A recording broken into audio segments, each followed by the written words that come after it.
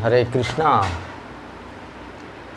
अक्सर हम लोगों के ज़िंदगी में ऐसी घटनाएं घटती हैं कि हम लोग बिना सोचे समझे अधूरा ज्ञान होता है और उसी पर कुछ ऐसे कर जाते हैं कि बिना पछतावा के कुछ हाथ लगता ही नहीं, सिर्फ पछतावा ही हाथ लगता है। ऐसा ही हुआ सीताराम के साथ।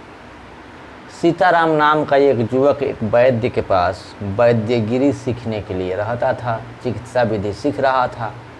वैद्य उसे तरह तरह के रोगों और उनके निदान के बारे में बताया करते थे। सीताराम उसको पुस्तक में लिखकर अभ्यास करता था। एक बार वैद्य ने सीताराम से कहा, यह मत समझो कि हर रोग की दवा ही हुई होती है। कुछ रोग ऐसे होते हैं जिनके लिए कोई दवा की आवश्यकता नहीं होती है, जैसे हिचकी। अगर हिचकी किसी को बहुत बुरा ढंग से परेशान कर रहा है और रुक नहीं रहा है तो उसको बंद करने के लिए गाल पर एक थप्पड़ जड़ देना चाहिए, वह ठीक हो जाएगा। गुरु और शिष्य के बीच हिचकी के बारे में बात चल ही रही थी कि अस्पताल के सामने एक बग्गी आ पहुंची। एक मोटा ताजा व्यक्ति बग्गी से उतरकर अंदर आया और घबराहट के साथ बोला, कल रात से हिचकियों से परेशान कर रखा है। कल रात से हिचकियों ने परेशान कर रखा है। अभी उसने अपनी बात पूरी भी न की थी कि सीताराम ने उसके गाल पर जोर से एक थप्पड़ लगा ही दिया। बस वह व्यक्ति हैरान हो गया, गाल पर थप्पड़ बैठ गया। बहन भी सीताराम को यह करते देखा, भौचक्का रह गया।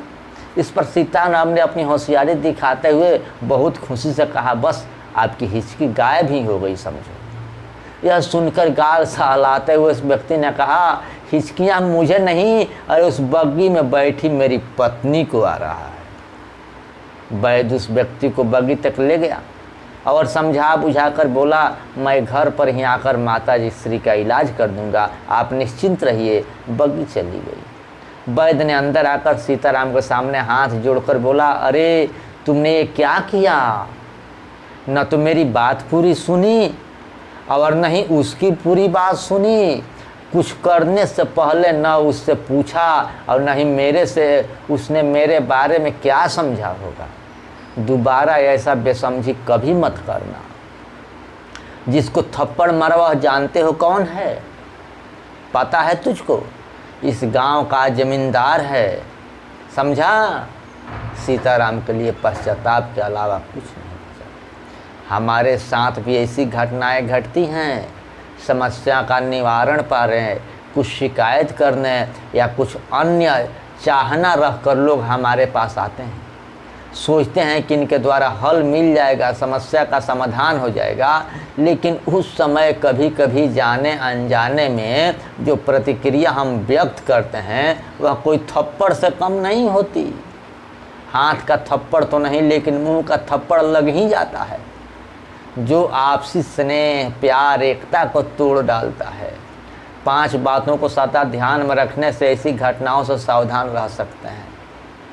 जो व्यक्ति कुछ आशा रख कर आता है उसकी बात पूरी होने तक ध्यान से सुननी चाहिए।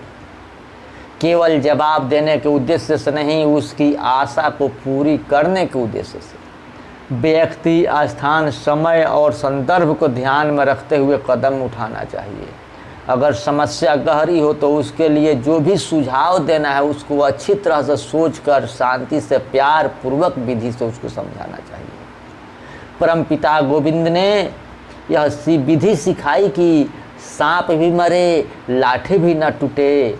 रोब जोश निंदा नाराजगी आदि से लिप्त सुझाव या प्रतिक्रिया से स्वयं की कमजोरियों का प्रदर्शन होता है। जैसे गीता में अर्जुन को भगवान ने समझाया। इन्हीं सबों से बचने के लिए तो भगवान ने गीता का उपदेश कृष्ण को दिया, जिसे ईश्वरीय ज्ञान ज्ञानदाता परम पिता गोविंद परमात्मा कृष्ण निंदा कराने के निमित्त लोग बन जाते हैं, लगते हैं निंदा करने लगते हैं, भगवान की शिकायत करने लगते हैं, ईश्वर की शिकायत करने ही नहीं समझते हैं कि गलती मुझ में है, ईश्वर कभी गलत कर ही नहीं सकता। ईश्वर जो करता है वह तो अच्छा करता है, ईश्वर से कभी गलत हो ही नहीं सकता।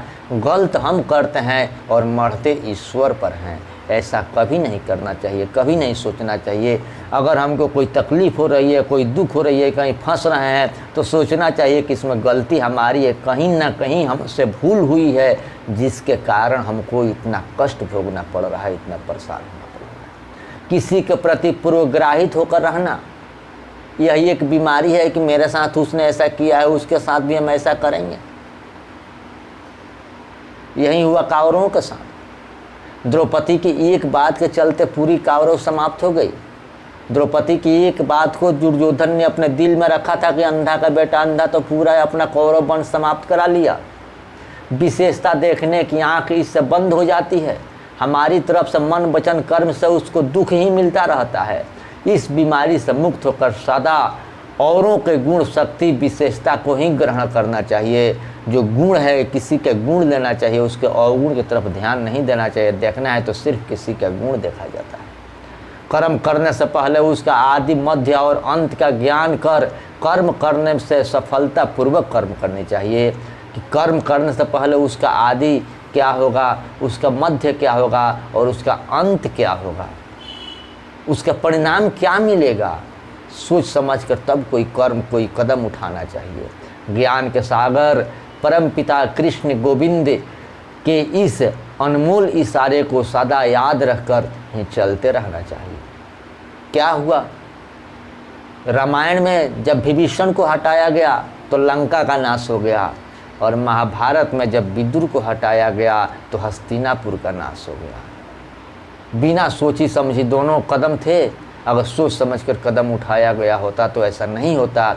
इसलिए कुछ भी करने से पहले सोचिए, उसके विषय में चिंतन कीजिए, उसको सही ढंग से समझिए और उसके बाद कदम को आगे बढ़ाइए। हरे कृष्णा।